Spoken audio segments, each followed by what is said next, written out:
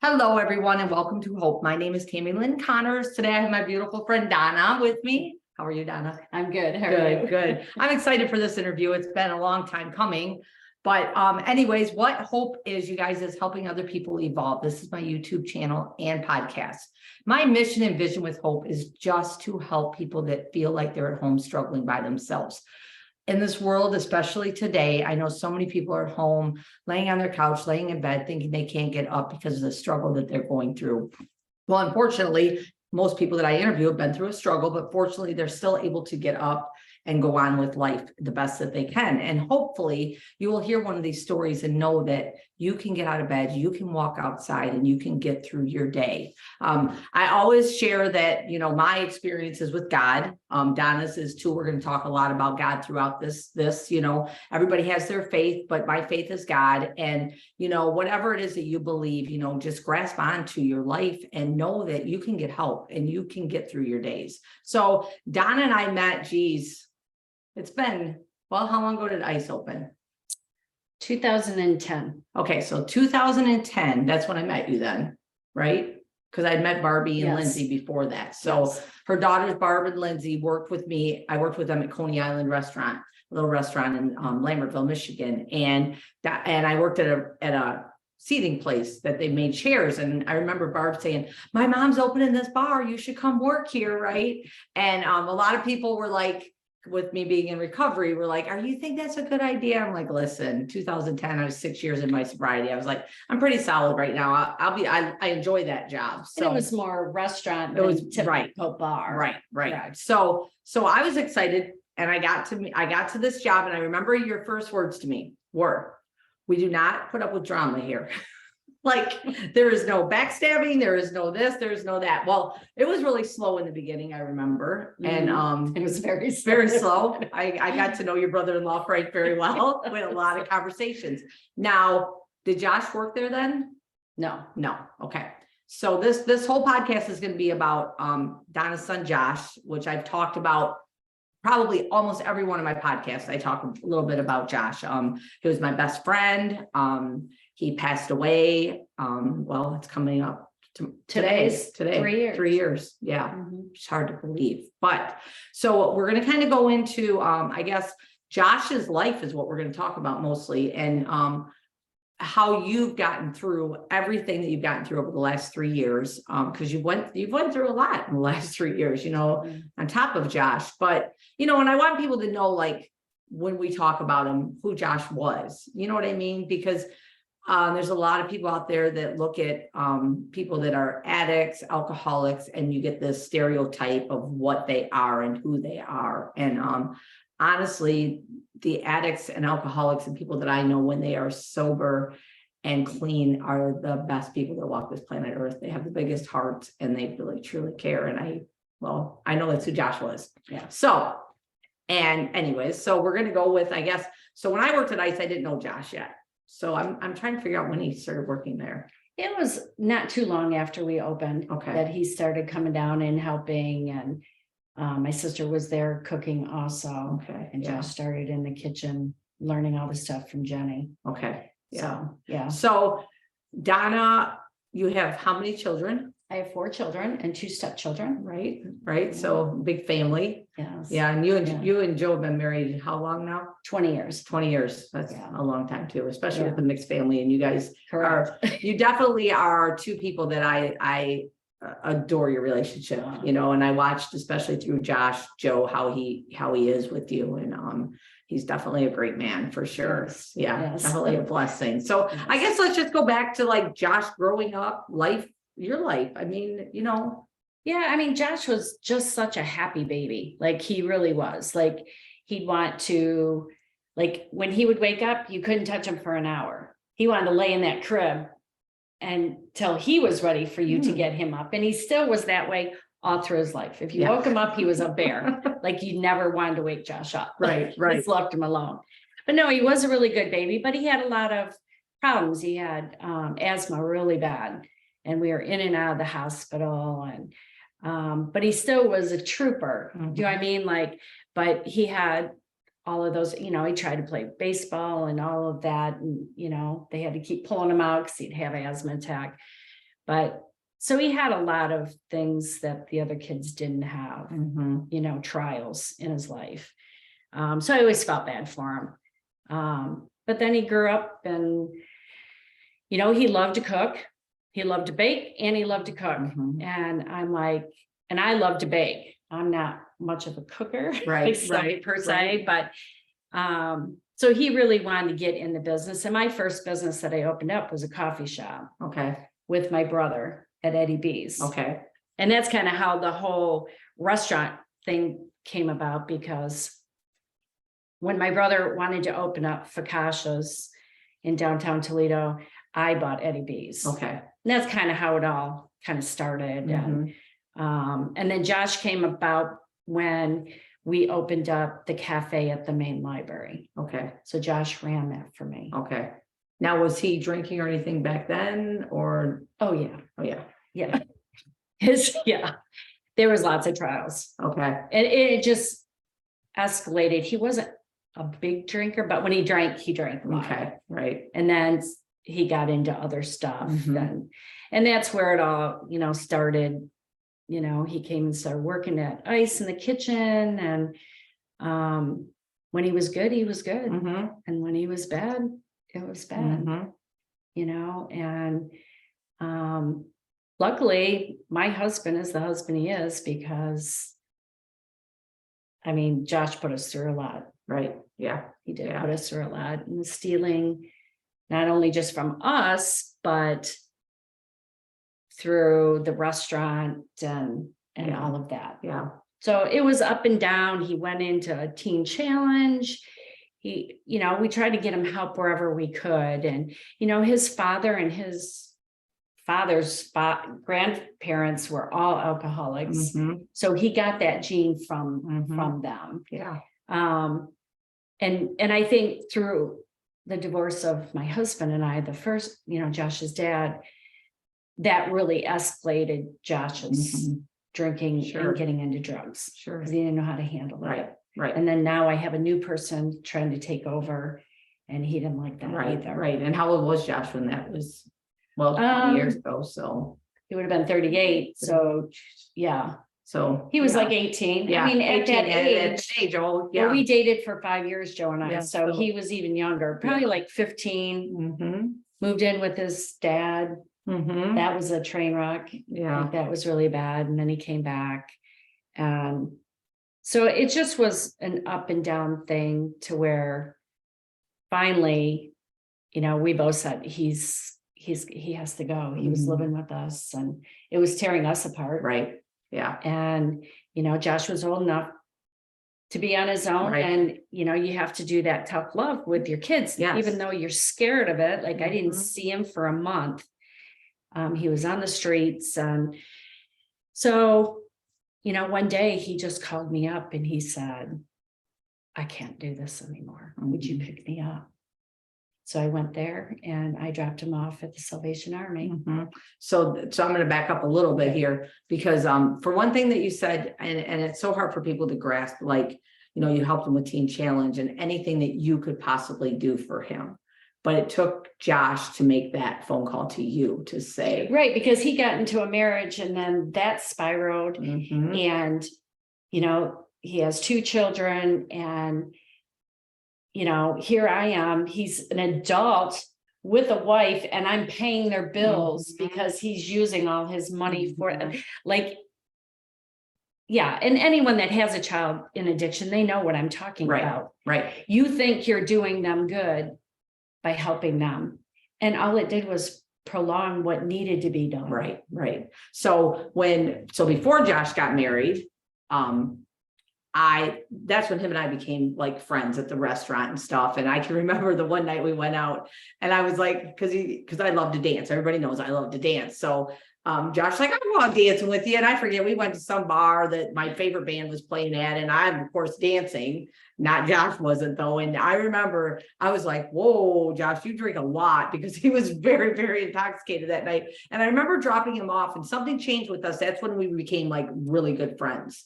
And then shortly after that was when he did his spiral. And I remember I remember picking him up and dropping him off, I think at your sister's maybe, and it was just bad all around. She was bad, he was bad. Mhm. And that was like one of the last times that I dropped him off.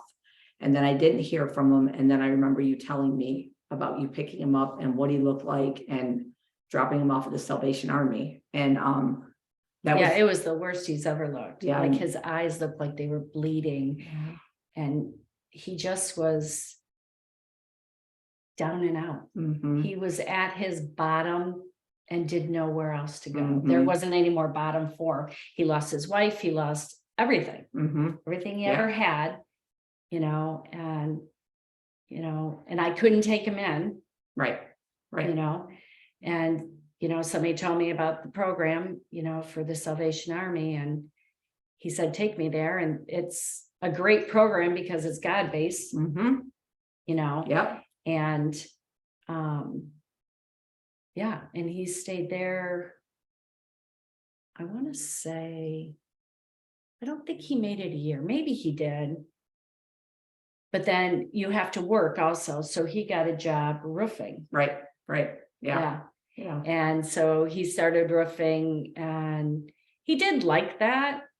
But it was doing stuff to his leg. Yeah. You remember when Yeah. his Oh, leg yeah. got all messed up Yep. from being on his knees, and I could see the difference in him. He was just so different. Like God got a hold of him, Yes. and said, I've got you. Let's Mhm. do this. Yeah. For sure. And he pushed through it. And I mean, that whole time he was at the Salvation Army, even, all the 5 years. So he was clean and sober for 5 years, got himself together, and brought other people to know the Lord. Like amazingly. Amazing. The people that he brought. Yeah. And, that last year, I'm like, I think he's ready to buy the restaurant. I think. And Yeah. he wanted it. Yeah. He wanted it so bad. And his friend Mike wanted it. And they were like, okay, we're going to do this. Mhm. Yep. So for a mom, I'm like, I don't have to worry about him anymore. Mhm. So I Mhm. thought, Mhm. because you're like, that's a long time to be clean and sober. Mhm. Like, Yeah. and he's getting his life together and all that. So anyways, I mean, and at the restaurant, he only hired recovering Yep. addicts. He did. Yep. Yeah. Yep. If you were in the program, he would bring you on, even if it was 6 months until you got yourself Mhm. together to get maybe a better job. Right. Right. Do you know what I mean? Because Yep. serving and cooking, that's fine, unless you have your own place. Right. It's a job. Right. Right. Do you know what I mean? Yeah. But he did a lot of good in those 5 years of, like I said, bringing people to know the Lord, and helping them get on their feet. When he was able to get a car, he gave his car to Right. somebody. Yep. And said, I don't want money for it, but when you're on your feet, then you give that car to somebody else. Yep. I mean, that's how Josh was. That's how he was, for sure. I remember I was talking about this because Josh and I used to church together. He'd be like, hey, you want to go to this church this Sunday? I'd be like, sure. We go check it out. We'd both be like, that wasn't where we needed to be. And we finally did find a church together that I still attend when I can. But and just for me, sitting back as an addict and alcoholic and watching what he did for other people. I remember the first year that he had the Friendsgiving. Might have been the second. I don't know if I came the first year or the second year, but I remember being there and I didn't really know what to expect, right? And so what he did is he had a day, it was like a Sunday, I think, or Saturday afternoon, and he called it a Friendsgiving instead of a Thanksgiving. And a lot of those people that were in that room didn't have the family, right? But Pastor Mike would be there, and which I've made a great friendship with him now, and so many people that I met there. And it was just, they would cook all the food and you could donate, and then they just talked and just fellowship. Yeah. And Josh brought all those people there. Nobody could ever say honestly that in his 5 years of recovery that he didn't change so many lives, and so many people out there that are still in recovery For sure. because of Josh.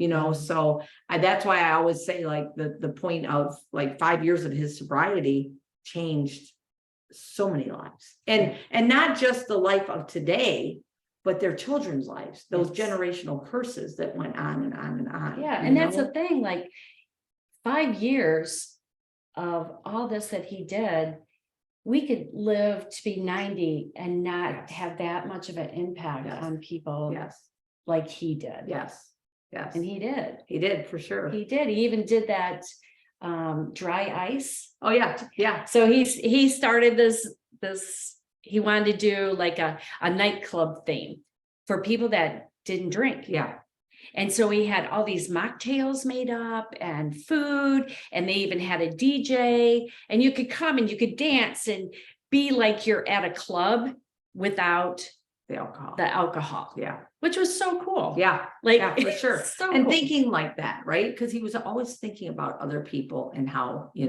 he could help them. And I know, so as we're talking about Josh, and like we said, 3 years today, is when he passed. He also had 2 children, like you said. Yeah.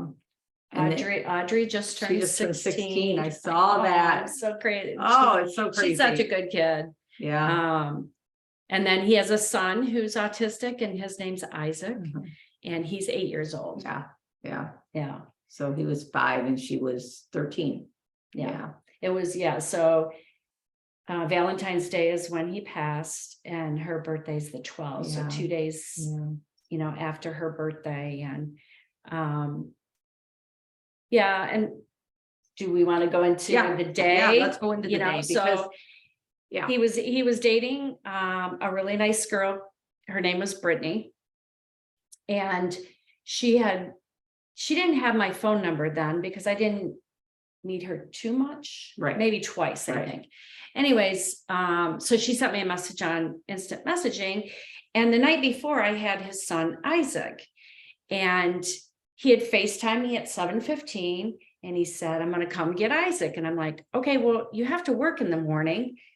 Why don't you just leave him with me? Right. And then after you get done working, I can bring him to you or whatever. And he said, okay. He seemed very fine. Like, not a problem.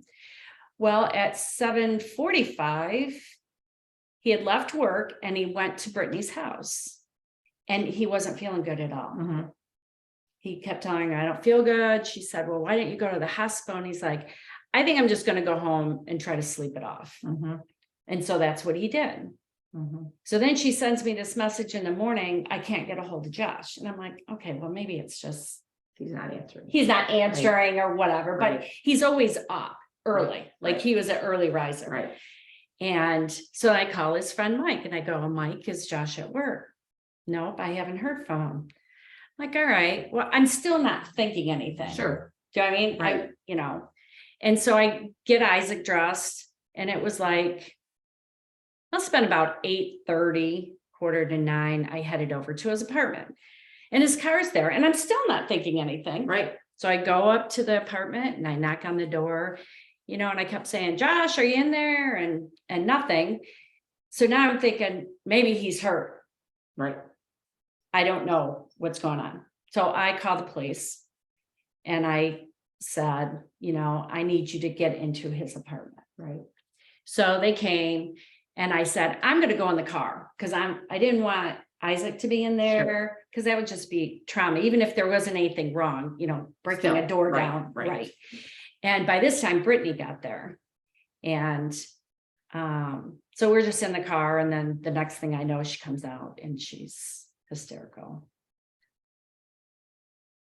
Yeah. And so I know, like you said, that he wasn't feeling good the day before. I had messaged him that night because him and I worked out at Planet Fitness.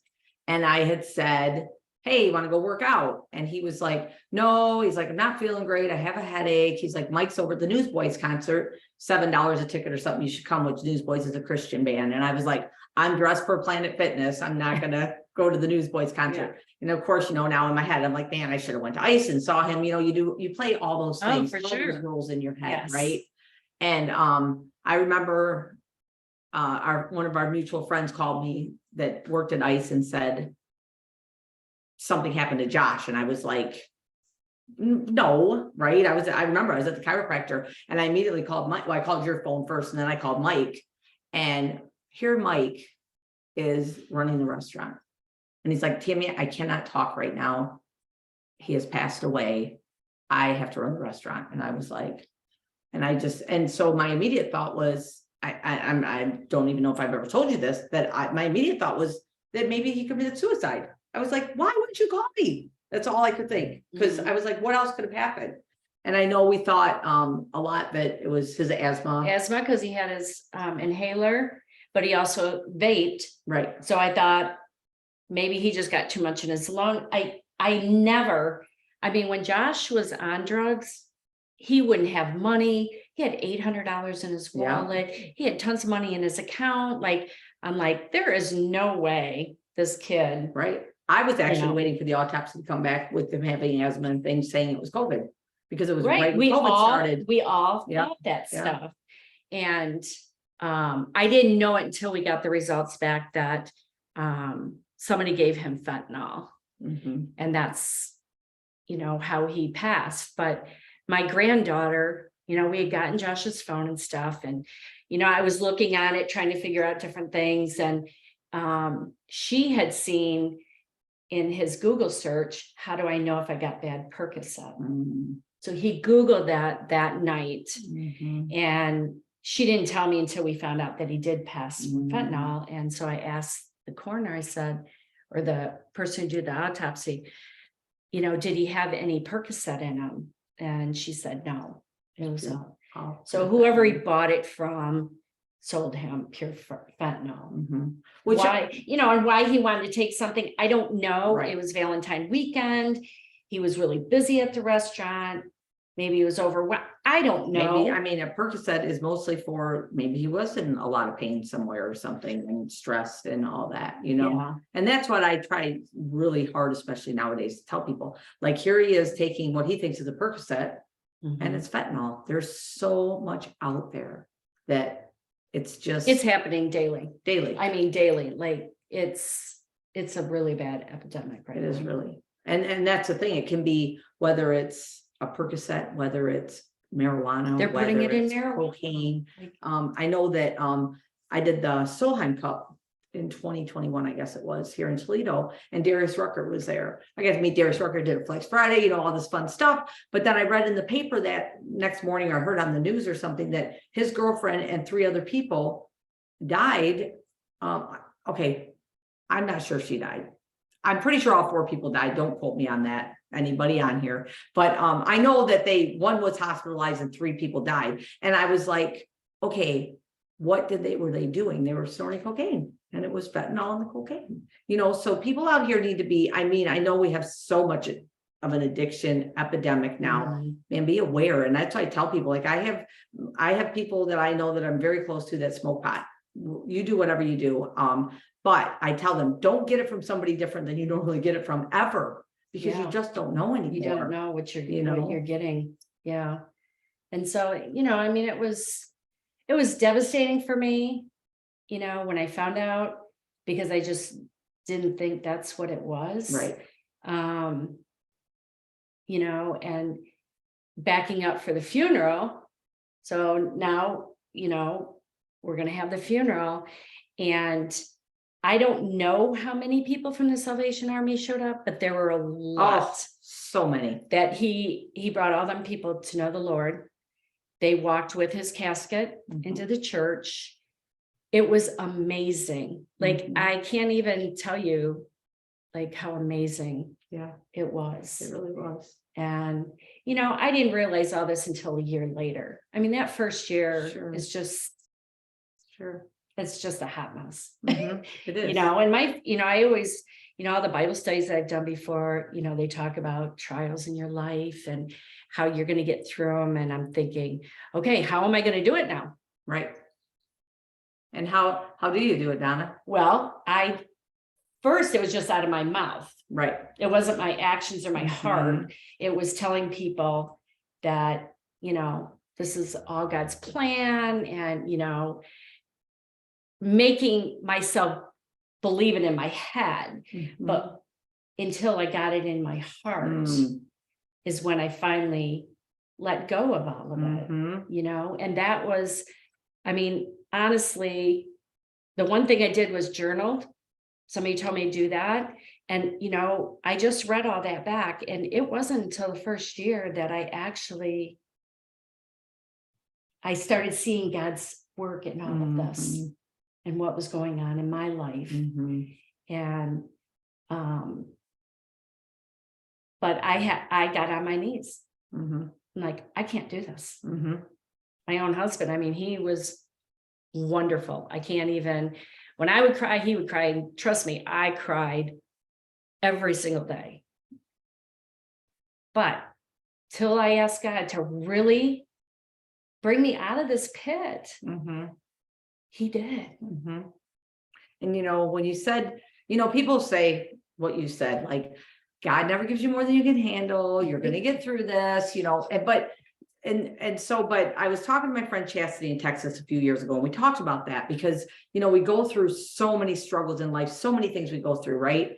And we go through those things. And when they say, like, he doesn't give you more than you can handle, he needs you to have that faith in him. And he needs you to really entrust in him. Like you said, get on your knees and finally be like, okay, I surrender. I need you to do this for me, Right. with me. Right. Yeah. It's just like when I quit drinking, I talk about that all the time, man. I laid on the floor, I screamed, I kicked, I cried and pleaded to God to help me.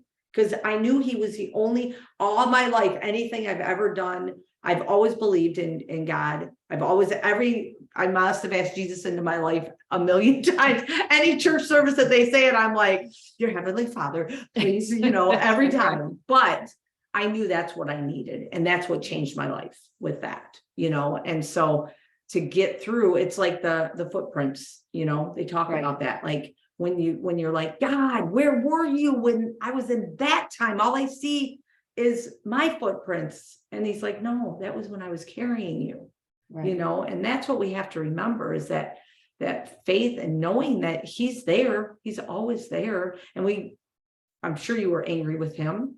I wasn't. Never? I never You got never angry. got, dude. I don't know I why, did. because that's one I part still of got angry at grieving. God. I'm not gonna lie with Josh. I did not get angry because I'm like, who am I going to be angry with? Well, that's true. I mean, I did get angry. Josh made that choice. Right. He made that choice Yep. to take something, Yep. but he didn't know what he was taking. Right. How can I be mad at God? Right. He never promised me that Josh would be here until I die. Right. True. It's true. I mean, we're not promised tomorrow, No.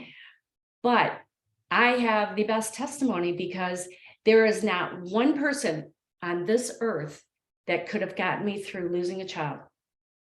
But God got me through it. He did. And is continually getting me through it. And he's put some really amazing people in your life. He Really. has. Like the first thing that I seen was that my sister got in recovery and knows the Lord now. And she was so close with Josh. Yeah. And to see her now, we prayed for her for years. See her love God so much that she let all that alcohol and everything that she did go away. Yeah. And she is a true testimony because I can remember when she would be like the struggles, and she'd be clean and then she'd back and now to see Jenny and just know. And now she's cooking and she's an amazing cook, cooking at a men's shelter. Yeah. To give back. And she's taking care of my dad to give back. Yeah. For everything that she's done in her life. Yeah. I mean, you have to pull out good things and look at good, positive things to get you through all these trials, but it gets you closer to God. It gets you closer to God for sure. It does. And I just, I'm in an amazing group, not in vain. And I have the most loving moms around me. And now I'm giving back with the group, which is making me, that's what I wanted. I kept saying, God, I want to give back to make what Josh went through some meaning, something. Right. That it wasn't for nothing. And I know it wasn't for anything. Right. And do I miss him every day? I do. And his kids do too. But he served his purpose. And that's the thing. That's size. You have a purpose on this earth. So now I'm like, okay, what's my purpose? Right. I just retired. I sold the restaurant and now my journey's beginning on what I can give back. And I hope I can give back half of what Josh did. Yeah. Do you know what I mean? Oh, yeah. I mean, I'm proud of my son. Yeah. Even though he did what he did, I'm proud of him that he accomplished all that he accomplished. And what more do you want? Right. For your child to have that? And his life was just shorter. And he like you said, his purpose, and it was time for him. And that's the thing. Okay. And so so somebody on here might be 20 years old being, well, what's my purpose? You know, and I laugh, I don't laugh at that, but I think about that. I am just now figuring out my purpose in the last probably 3 years. Right. You know what I mean? Like, and I've always known, like, I'm always trying to be the light in the world, but now really knowing like what my purpose is, like doing hope, you know, offering other people hope and doing all that. And people think, well, I'm 40, I can't figure out my purpose anymore. And I just want people to know that's not true. We are all, every person on this earth has a purpose and a gift, but it's finding out what that is. And sometimes we don't find out till later when we go through something like this. And I know we talked, so when I moved back from Arizona, I didn't have a place to live. I kind of came back and was like, great, but Donna and Jill let me stay at their house. Geez, I was there a lot longer than I thought it was going to be. She's like, you need to stay. And I loved it, because then we didn't go out to lunch for like almost a year later. I was like, good Lord, we need to see each other. But through that, we talked, because you were going to that first Not in Vain big thing in Florida, I remember. Yes. And I didn't want to go. You didn't really want to go. And so I talk about my friend Tara too, that I lost. Geez, I think she's coming up on either 6 or 7 years. I think 7. And you told me that you and Rita were sharing a room in Florida. Right. I mean, okay, so I had only met Rita once. Rita's Tara's mom. At this Not in Vain group, which is a mom that lost her daughter, started this Not in Vain group on Facebook. And now it's a big nonprofit group. So if there's anybody out there that wants to help with this group and donate or whatever, it's a great cause for these moms that have lost a child. But anyways, so they were having a big convention kind of like in Florida. And I'm like, okay, I don't want to go with a bunch of other moms that are just going to cry the whole week. Like, I cry enough. Right. Why do I want to do this? Well, then I just reached out to Rita, which I didn't know she was my neighbor. And I said, are you thinking about going to Florida? She said, yes, are you? I go, okay, well, do you want a roommate? Right. I booked my tickets that night. Yeah. I'll tell you what, that week was the most amazing week ever. I mean, they just had so many good things that you did, and we laughed and we cried, but we're just all a bunch of moms that some are still lost, and it's really sad, because you don't have to. God really wants you to reach out to him, and we all have our struggles. Every person has struggles in their life. This just happened to be mine. You know, I have a sister who has had cancer 4 times and open heart surgery and all of this, and her crosses to bear are her health. So we all have them, but man, God just comes in and just heals. He heals us, and he helps us and to see the purpose of our life. Right. And that's I have a purpose now, and I know it. And I want other people to know it. And that's why I'm kind of doing this, because I want people to know that you can get out of bed.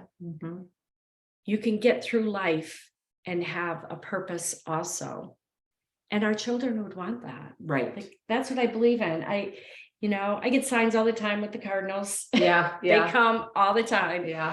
And, it just, we have a purpose, and don't stop living your life. Right. Don't stop, because God, that isn't what God wants for us. No, not at all. And like you said, we're not promised anything. We're not promised tomorrow. I talk about this a lot too, because we don't know what's going to happen. I don't know what's going to happen in the next 15 minutes. Right. Yeah. So I'm going to be the best that I can be. I could lay in bed every day and just, I mean, I could too. so could you. I mean, the things that we've been through in life and, all that, we could just lay in bed, but Yeah, instead, right. That whole year, right. him passing, COVID hit. I had to close my restaurant. I had to be at home by myself because the whole world was shut down. My husband was still going to work. Like, I could have been that person Yeah. that just didn't give up or that gave up. Right. And yeah. But instead you leaned on God, and when you did after the year. Yeah. Yeah. Like you said, you believe. So it's, people say fake it till you make it. And I really don't like that conversation so much. I don't really believe that so much, but I do believe if we continually keep telling our heads something, it's going to eventually happen. So we could eventually just say, I'm laying in bed. I feel sorry for myself. I can't go on. But you have 5 other children, basically, because your family is like so close. We are. And then all your grandchildren and great grandchildren and all of this. So God's looking like, Donna, what good is it going to do any of them for you to lay in bed? Right. Right. Yeah. And, I did a study, which you started. Yeah, I did. I started He's it. like, okay, do you want to do this Bible study? It was Joyce Meyer's Battlefield of the Minds. Mhm. And I'm like, why not? Why not? Let's just do it. Right. And so it started, but it didn't get off the ground. It didn't get off the ground. No, she was very busy and it just didn't, which was totally fine. So I said to my sister, do you want to do this Bible study? So I think there was probably 5 or 6 of us, women, and we met once a week. And I'm going to tell you, if you can't get through your struggles, you need to do this study because it is all up here. It's what you're thinking. And, this is when I do cry, when I go back to that day and all that emotion comes flooding again. It's like, why are you going back? Right. Go forward. Go forward. And make something of what happened. Yes. Yeah. And that's exactly what we're supposed to do. Like you just said, we can't live in the past. And that's where so many people stay in that. Right. It's not that you forget. Never. I will never forget Josh. Right. I look at his son, Isaac. He looks like him. He gosh. runs like him. He is like Josh. He is. Yes. And I look at Audrey and her beauty and she looks like Josh. Yeah. And I mean, no, they're living in him. Right. You know, and that's what I have to keep going forward and going, I will see Josh. Right. I will. Right. And at first I doubted that, but I know God has showed me that I will see him again. Yeah. And my belief is we are going to be in heaven. That's our eternal life. Right. This is all your trials to see you're going to make it up there. Right. So, right. Yeah. No, I agree with that 100%. And also going back to the kids too, I watched in those 5 years, like you guys go on trips together and stuff. And the bond that Audrey and Josh had, know, and him and Isaac for sure, but yeah, because I mean, Isaac and Josh and I would go to our churches together too. Yeah. And Isaac would just sit there. But it's having that purpose in our mindset. And I talk about that. David Goggins says it, either you can control your mind or your mind can control you. And and that's so true. And you let the devil in there and now you've got battles going on that you don't want to have. No. And the thing is too, is I talk about this with people too, because we can get so busy, like you're so busy. And then all of a sudden you're like, wait, why am I in this funk? Well, because you got so busy and I never like to give Satan this much power, but he does. He knows exactly what to do to keep you off track of what you were doing that was keeping you going on track. And so I remember my pastor, Nancy Rupley, told me that one time. She's like, slow down. She's like, you're too busy. You're losing everything that you've gained. And she was right. And then I got in a funk, and it's waking up every morning. I'm grateful every day I wake up. I'm blessed to be here. And I wake up and I'm like, who can I help today? Who can I reach out to today? I talk about all the time now. When somebody comes to my mind, I just shoot them a message. And just 2 weeks ago, I sent a friend a message. I was just like, hey, was just thinking about you. Hope you're having a great day. The message back was, thank you so much. I've had the worst week.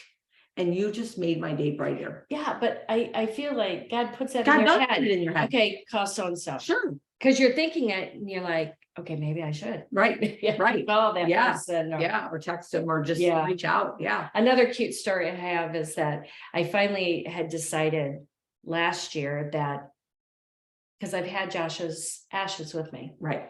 in the house, and I'm like, this probably isn't a good thing either. And who's going to want them when I pass? Right.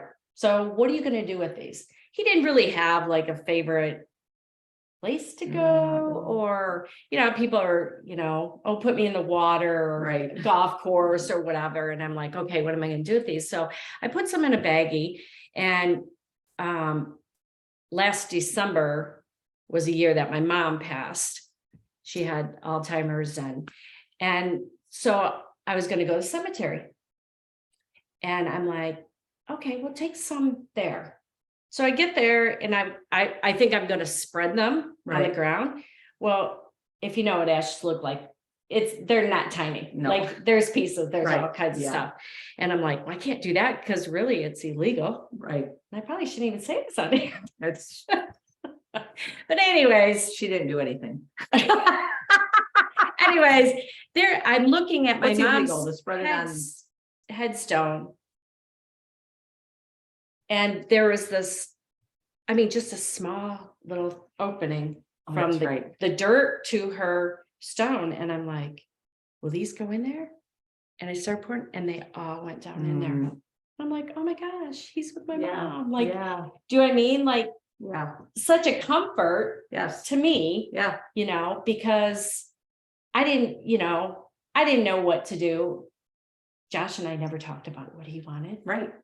Right. So I did what I thought, Mhm. and the kids, I, talked to the kids about it, but, so I just feel at peace now. Right. They're together and it's okay. And that's just all steps. Everybody grieves differently, and their grief is different time or how long, and it's okay. But you keep putting that one foot in front of the other to where you get, and that was just another thing. Right. I mean, that first year, and when it took me a year before I even put it on Facebook that he overdosed. Yeah. Yeah. Because I couldn't come to terms with it at first. Right. Because there's such a stigma about this. But I'm telling you, today, like, kids are dying every day. Little kids that are just experimenting, and it's fentanyl. Do you know what I mean? Like, it's an epidemic. And so I don't feel embarrassed anymore. Right. I feel like this was his purpose. And yeah. And now you're living your purpose. You're out there helping people with your Not in Vain group, which I think is an amazing group. I got to go serve the ladies around Christmas time. Very cool. Yeah, there was 5 of us. 5 of us in recovery that got to serve the ladies, and my sister did all the food. Yeah, and I got my blanket over there, and it was they turned it around and honored us, which was really cool. Yes. It was really a neat, humbling experience. But it's you now, doing that, like you said, we have to remember that we go through our trials to get to a strength. And if we're not sharing our gift, I mean, I think about that, like with my sobriety, when I first got sober and things, I didn't really share much, I'm sober. Now I shout from the rooftops, because that's a gift I have, God gave me that gift. What good is that gift if he gave it to me for me to keep it in a box? Right, like my testimony. Like your testimony. That's How it. am I sitting here living a wonderful life? Right. I have a wonderful life. Right. I have a beautiful home. I have a wonderful kids and husband, and we travel, and why do I feel like this? And it's from God. From God. Yeah, it is 100%. 100%. And our stories need to be told. And that's why I do this, because people need to know that, yes, here she is. Wait, there she is, my beautiful friend. And I love her to pieces. And and I'm blessed, I love you more because I knew Josh, and I thank Barbie and Lindsay for introducing me to you so I could meet Josh. And Josh and I had we had a great bond together. We had that great friendship. Like, we could tell each other anything, he could just message me like, let's just go to the gym. And we sometimes wouldn't even really work out. We just talk more than we work out. Yeah. But, you know, always had that with him, and such a blessing to have him as my friend. And when you talk about signs in the Cardinals, mine's Toby Mac, because him and I love Toby Mac. And I'll be thinking about Josh, and I'll get in my car, and sure enough, a Toby Mac song will come on every time. And I'm like, yeah. Another thing that got me through too was thinking that, okay, maybe Josh was feeling like he was going to start getting back into his old habits, and God gave him grace and myself grace, because I don't think I could have went through that with him again. And so that gives me like hope and love for a God that I serve, that gave me that grace, that I didn't have to go through that. And again, I don't want to minimize like Josh dying at 34 years old. Right. No. Do you know what I mean? But we're not promised tomorrow. Right. And so every day is precious. Right. Slow down. People need to slow down and breathe and enjoy the day that they're given. Yes, exactly. And the people around them. Right. Like, you know, you take it for granted. I mean, my dad's 93. I don't know when he's going to go, but I'll be darned if I'm going to be so busy that I can't go and see him and be with him, so that when he does go, I know I've done everything for him, like he did for me. Yeah. And that's it. Slow down, enjoy the moments, take a deep breath. It's okay. You don't have to be so rushed with everything, you know. That's a big thing too. You know, honestly, if you slow down, you'll notice how things in life start changing too. You come to a different peace because you have time to just like reflect and learn and grow and love more, you know. And life goes by so fast. Like the busier you are, the faster it's going to go. And so enjoy the life God gave you. And for sure. You know, did you ever meet Don Caskey? I didn't actually meet him. Okay. I know that there was messages. We talked and we were going to get a tattoo. Yeah. And I did get my tattoo. Yeah, she sure I don't know did. if you'll be able to see it on. Well, you won't be able to see it on the podcast, but you can kind of see it. Well, we can't. Yeah. Anyways, it's the infinity circle and sign, and it's got love always Josh. That's in his writing, and you know, his birthday and the day he passed, but it has his thumbprint, which is kind of unique because part of it is not there. So he must have burned his thumb cooking or whatever he did. So, but Don and I was going to do that with Don. And it didn't come to pass. So he is, so I interviewed Don in 2021, right? And I think he had maybe 200 tattoos at that time. He ended up passing away last week. But 650 some tattoos, I think he ended up having. But if you went to his page and you saw the lives that he changed just by living that last part of his life out loud and just, you know, getting matching tattoos with people and the people that he met and the lives that he changed and people that he didn't even meet, you know, but that's where we come with our purpose, right? So here's this man that's diagnosed with kidney cancer, gets his kidney removed, 2019, pretty much told him stage 4, you don't have much time. He took it and said, you know what, as much time as I have, I'm going to go live. You know, and he did. Like he did. That's amazing. It was the places he went and the people he met, and you know, people were reached out to him. I want to get a tattoo with you. Like even the day before he died, I listened to him on 13 News. No, on not Instagram, but Facebook. No. TikTok. He made a TikTok thing in the hospital room talking about this is it. And he was at peace. You don't get that peace by yourself. That's right. No, not at all. God gives you that peace. He says that he was interviewed in Inc. magazine too. I mean, I'm going to turn this around to Don, but he's what we're talking about right now. Like Inc. magazine, he said, you know, I don't know how much time I have, but I know I'm going to live the best that I can every day and bring somebody a good memory of me, and I'll have a memory of them. Right.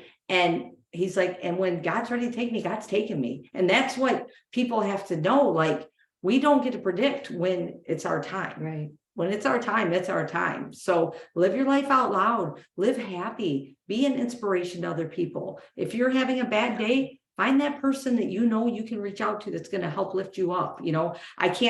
I always tell people I can't solve your problems. I can give you hope. I can pray with you. I can lead you in directions of tools to use, but it's going to take everything from you to get it. Yeah, you have to reach out Yeah. and, And for do the- anybody, any mom that wants to reach out to me, I'm here. Like, I will do whatever I can to help you get through what you're going through. And not that you actually get through it. Right. You don't ever You get don't ever through get it, through it. but you come to understand and Except. accept the purpose that God has for us. Yeah. Yeah. For each and every one of us, we all have a purpose. And when our purpose is done, then it's our time, So anyways, thank you. I Thanks appreciate for having me on. I love so you. much. Thank I love you. you so much. You guys, thank you so much for tuning into Hope. As I said, if you're struggling at home, by yourself, maybe you have lost a child or a loved one. Grief is, there's so many ways that people grieve. It could be you lost a job and that's Right. grieving. There's so much out there, but I promise you can get through your struggles. I'm telling you, God's grace is amazing. He will help get you through it. Whether you're struggling with the addiction, whether you're struggling with grief, whatever you're struggling with, God can get you through it. I'm a perfect testimony of it. Honestly, I'm sitting here almost 19 years sober by the grace of God. That's the only reason why I'm sober. And I'll shout that from the rooftops still today. My purpose is done. So thank you for tuning into Hope. Once again, we love you. Reach out to Donna if you need to talk to somebody about losing, a child or something that's going on. And, we're here for you. And I hope everybody has an amazing day. It's Valentine's Day. Happy Valentine's Day to all of you. Stay blessed. If you're single like me, it's okay. Love yourself. It's okay to love yourself. I got pictures done last week. I'm like myself, my own Valentine's Day pictures, but that's because I've come to that, like loving yourself and knowing who I am through the grace of God. So you guys all have an amazing day and thank you for joining us on Hope.